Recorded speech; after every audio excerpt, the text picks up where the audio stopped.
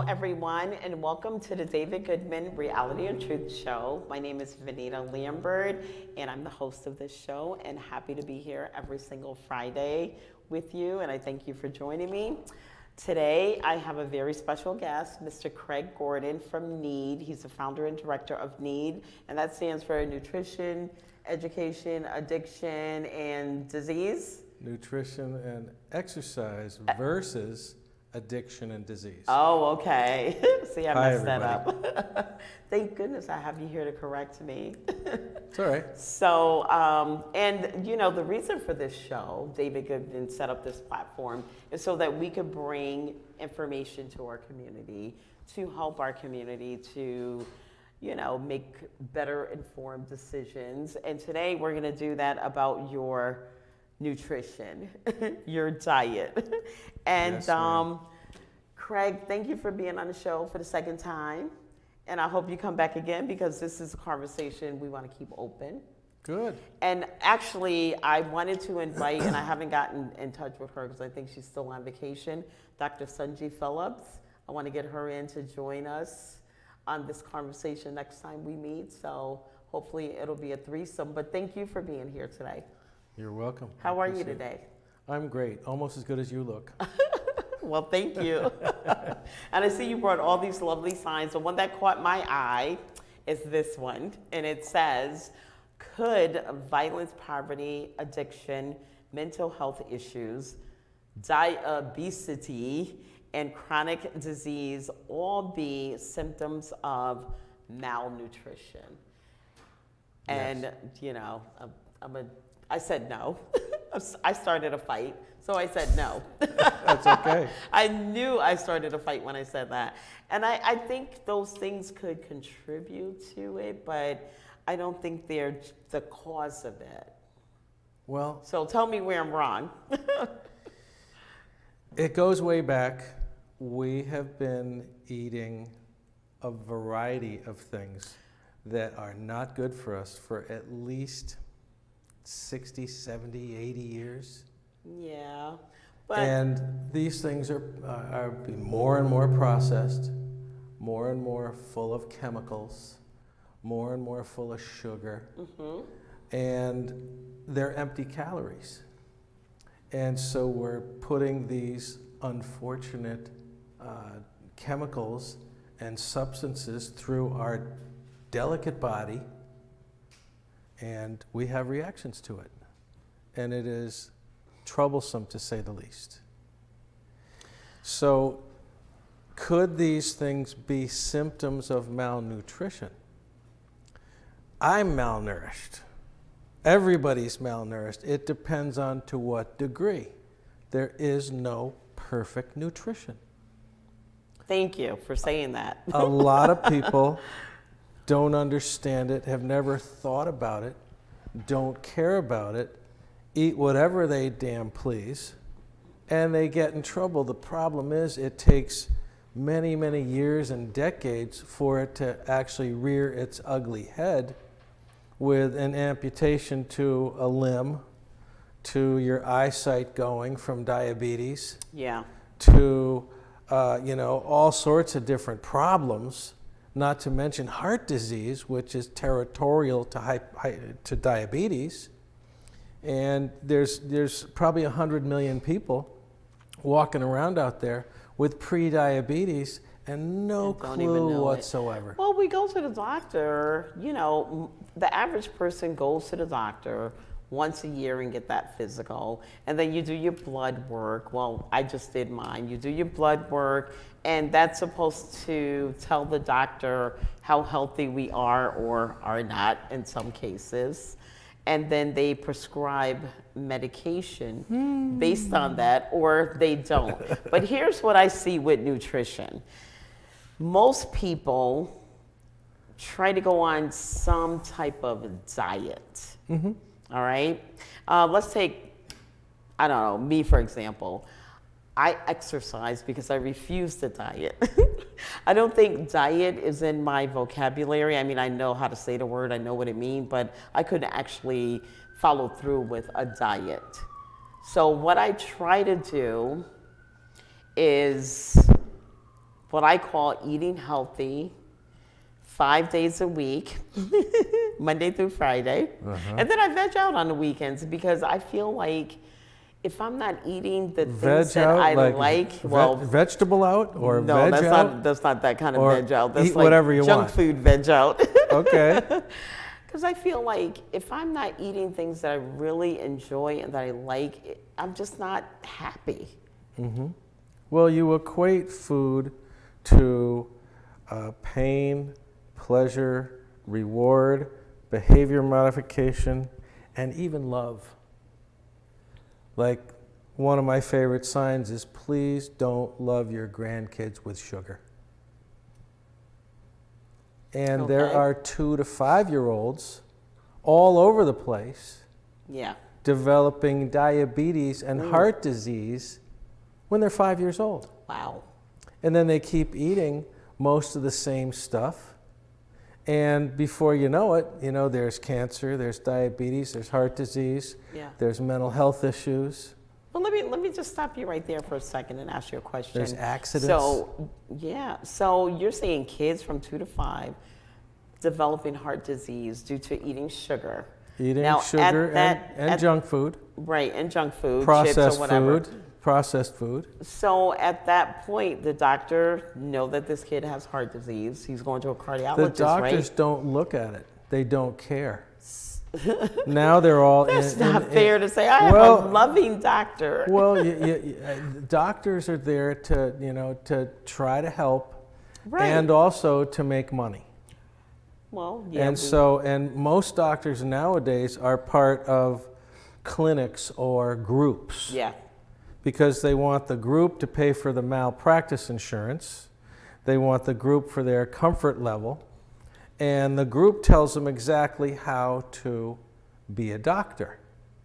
Whether or not to order certain tests, whether or not to take half an hour instead of 10 minutes with you, whether or not to do certain examinations at all. It's referral, make another appointment. Every time you make an appointment, there's another $300 to your copay. insurance Yeah. company and a copay. Right. And So, it goes on and on. So things have radically changed since COVID. Right. A lot of times people don't even see their doctors anymore. They're sitting on a television, a screen, doing a telemed thing. Yeah. And how well does that work? Because how well do you read between the lines over a TV camera? Well, I agree with you there. You can't really, see how somebody's doing, looking at them on a TV. But you can read their results from the blood test. Now, going back to this 2 to 5-year-old child with heart disease. So you're telling me that Developing most heart doctors disease. are trained or they ignore that and don't tell the parent that the child has heart disease. They don't refer them to a cardiologist. They don't do anything about it. And this kid just continue to eat and eat and eat. And I can't believe that. Well, look at the kids that are 5 years old that are overweight, for instance. Yeah. Okay. Okay. That's pretty common. It used to be none. What percent of used to kids be- 5 years old are overweight? I think it's think. at least a third. A third? Wow. At least a third. That's what we call that baby fat. Well, this is 5 years old. That's what I call They're it. supposed to That's be still running baby fat. around. They're still supposed to be running around. Some kids keep their baby fat until they're teenagers, and then all of a sudden they slim down. Hey, some do. Yeah. Most don't. Unfortunately. Okay. And all right. then if there's a thing called TOFI, not tofu, TOFI, which is an acronym for thin outside and fat inside, where those same people and adults, kids and adults, can be thin on the outside, but still have visceral fat around their internal organs, which is actually plugging them up and keeping them from functioning properly, like the plumbing's messed up. Yeah. So these things are really common. That's what we count on doctors for, So But they don't do they don't have the I money. can't believe doctors would just ignore all of that, because I look at doctors not as just a doctor doing a job. They have to go above and beyond the call of duty of doing their job because they're dealing with human beings. It's not like they're building a car. That might have been 40 you years know, ago. No, I beg to differ. I know my doctor loves me and cares for me, and That's look good. beyond just me as making money or whatever. He's looking at my health. He's looking at my numbers. Okay. He's asking me questions and That's good. either giving me compliments or saying, okay, you gained 5 pounds. What are you doing different? Or, I think they care beyond the money. It's just like teachers. Teachers in a classroom. Yeah, they're getting paid. Of course, we all need to make money to pay our bills regardless of our position, our career, but they care beyond that. They care that what they're saying, what they're teaching, the kids are actually learning. And most teachers, if the kids aren't learning, they go the extra mile and pull them aside, do the tutoring, ask questions, re-explain it in a different way. So I can't believe doctors are just ignoring everything. I didn't say they're ignoring anything, everything. I'm saying that their training in their college and in their variety of med school things and then internships stops short of really learning certain things about nutrition and biochemistry. So if they don't know about it, how can they represent it? How can they know that something might be important? Like I could look at you, I could look at your eyes, I could look at your shape, I could look at this and that. And if I can see you and I know you, I can tell what's going on. I can tell changes. Well, they might not be able to look at you and tell that, but then again, You'd be the surprised. blood tells you The a blood lot is a about big deal. what's going on the inside. It's blood, hair, and urine samples that find out what trace elements, what minerals, what vitamins, what kind of different things are going on. And then they with test your vitals, your your pulse, your heart rate. They do the Yeah, EKG. of course they do. So, that's got to tell them something. It does, but not enough time is spent. They're not nutritional specialists. The human body is more complicated than the space shuttle. There's 60. I don't get that, but There's okay. 60,000 different ways your body can go on the fritz. You can, start functioning poorly. You won't know it. You start feeling a little funny. You can't move like you used to. You can't think like you used to, although that goes like this. And, things change. Right. And then it's cumulative and progressive. Right, and then that's where the second opinion comes in. And you are the second opinion of your own body. So you went to the doctor, he gave you A+, everything is fine, but then these things you just mentioned start happening. So it's up to you to say, okay, to make a list. And I tell all I'm a Medicare agent, so, I take care of my guys. I tell them, listen, 2-3 months out before your annual appointment, start making a list of anything that, might hurt. If you twisted your big toe, or if you notice you're not sleeping well, or just write down any symptoms, out of the ordinary that you might be having, because a lot of times people do not communicate to their doctors what's going on with their body, so that it's a two-way conversation, not just going to the doctor and look at me and read my blood chart and figure out everything that's wrong with me. You got to say, listen, I'm not sleeping well, or I'm starting to get headaches, or it's got to be a two-way conversation so that they can know what to look for. You're spot on with that. Want to hear a really interesting, I'm a Medicare agent. I care about my clients. I know I'm right. All right, but a black doctor. I'm just kidding with you. A black doctor in Baltimore. A black did a study. Why does that have to be? No, listen. Does it matter if they're black or white if they do a study? No, it doesn't. But he happened to do a study. Okay. About what transpires in a barber shop. In a barber shop? A barber shop. It turns out, after studying a number of different places, populations, cities, that your barber sometimes and often knows more about your medical condition than your own doctor. Oh, the same thing happened in a hair salon. I can tell you that. Right. Or the nail salon. Because we're communicating. Well, that's right. So, Good point. How is that? How does that make any sense? Your doctor, it's like going to the shoe man to fix your car. Exactly. You know, what can your barber do about these issues? He knows, but your own doctor does not. Because when you go into a doctor's office, okay, Yeah. they have your blood work, they read it, they do your blood pressure, your pulse, and all these things, and your mind goes blank. You forget about all those Well, things. you wonder That's what- why I tell people. Do you wonder why I'm talking about here? I say mental health issues and someone's ability to, discern information, to look at the data, to get the right answers from the data, and to step up and say, hey, I've got this going on. It's been bothering me. I think it's a matter I of they need just. to address it. I think it's But if your mind's not working quite right, you don't do it. I don't think it's that deep. I think you just simply It's deeper. forget. I think you forget. It's deeper. It's economic sometimes.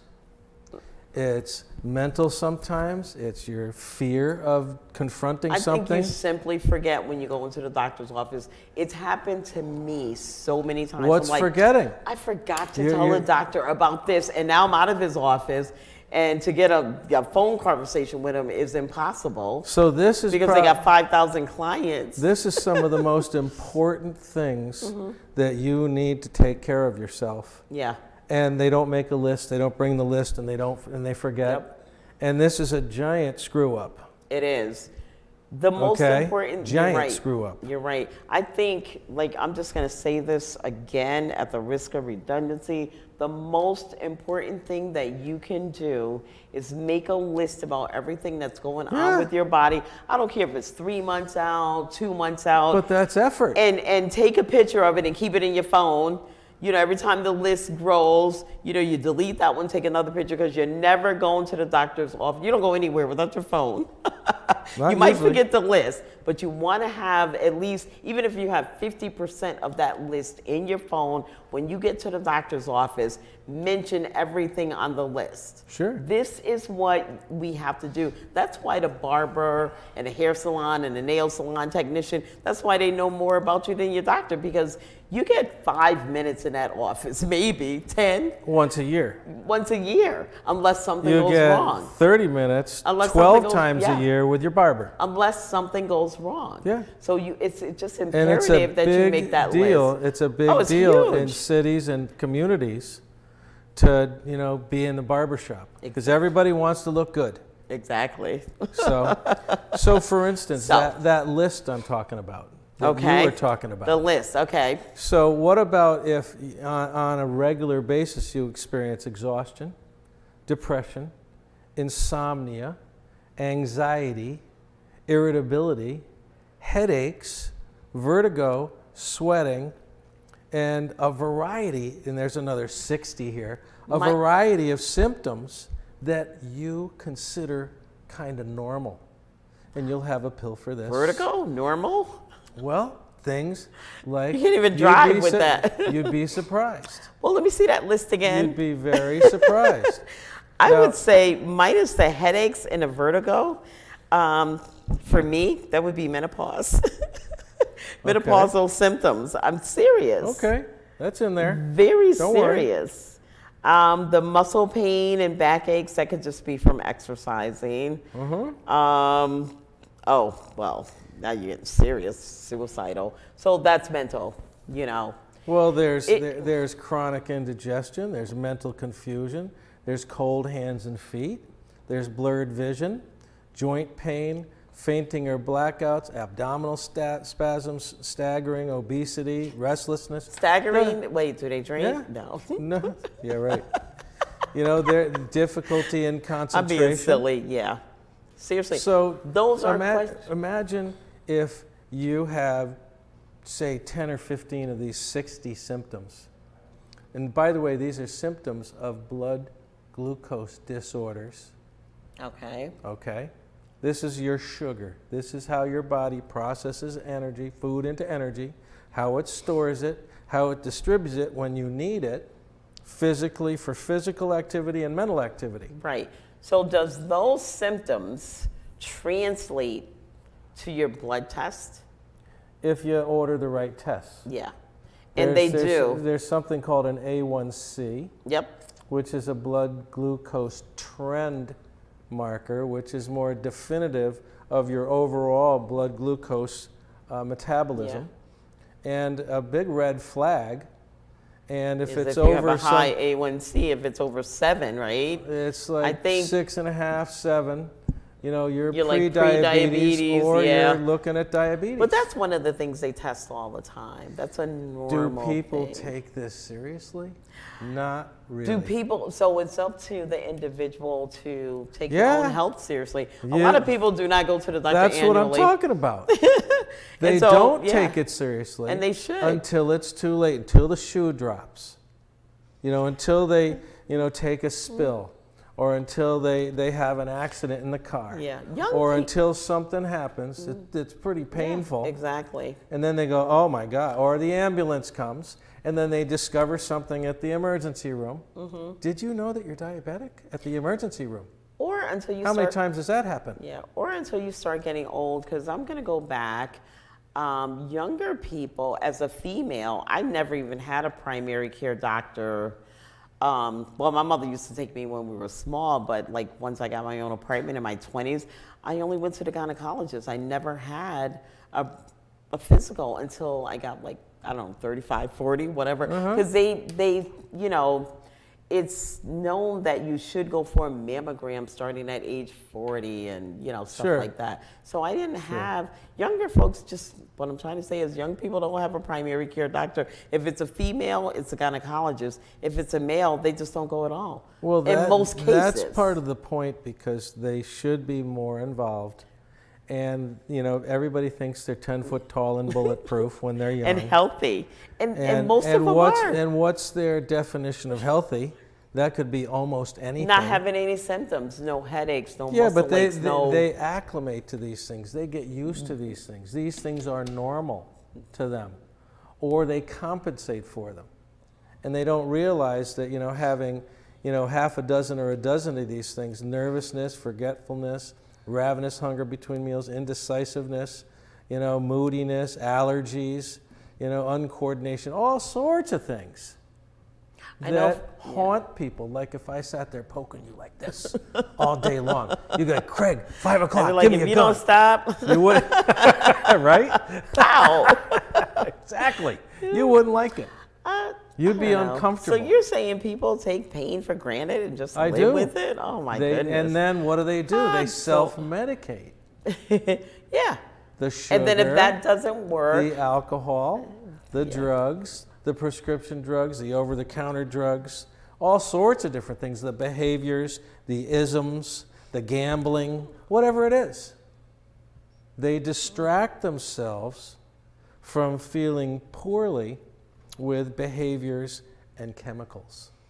Yeah, you know what? With the head, just a simple headache, the average person, I don't think could even, I can't even go to the gym if I have a headache. I can't do jumping jacks, or, if I have a headache right now. You don't want your blood to pound harder and hurt your head more. Exactly. Right. If I had a headache right now, you'd be doing all the talking. I'd be like, okay, I can't wait till this is over because my head is hurting. And how well do you listen when you're in a state of pain?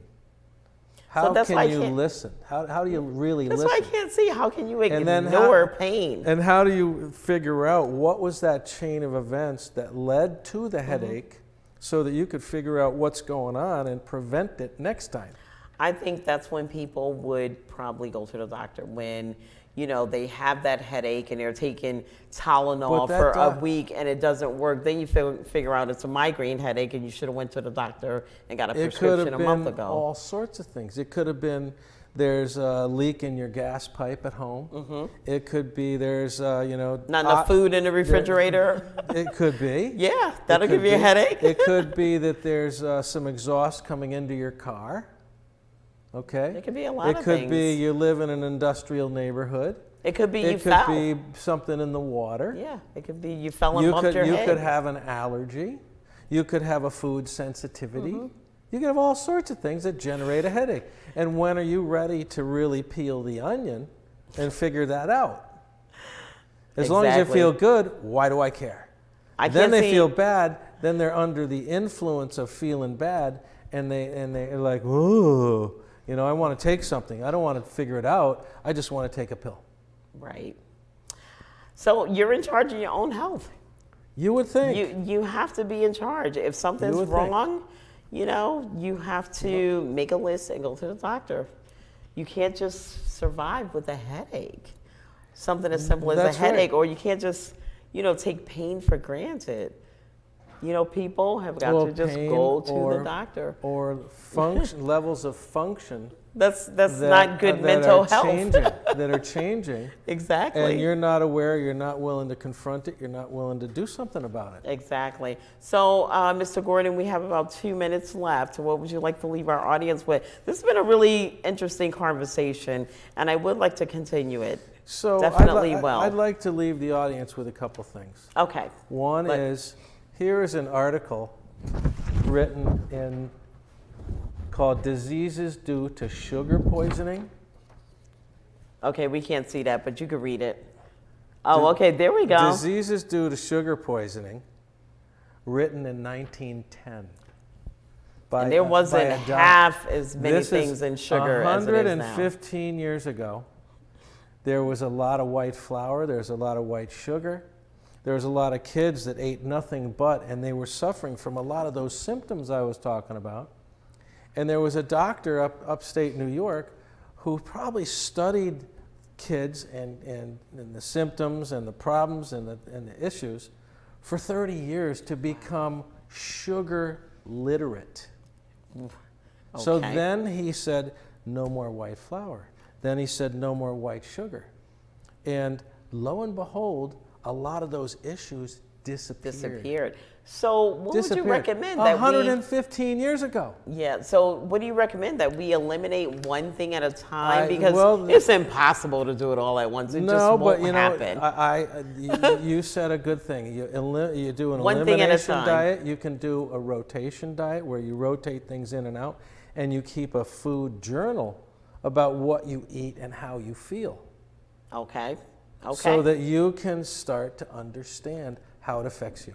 Great. That's a great idea. Food journal. Thank you so much. Sure. We're going to continue this. I like this. So I want to thank everybody for coming on to the show. This is the David Goodman Reality and Truth Show, and we're on your side. Thank you.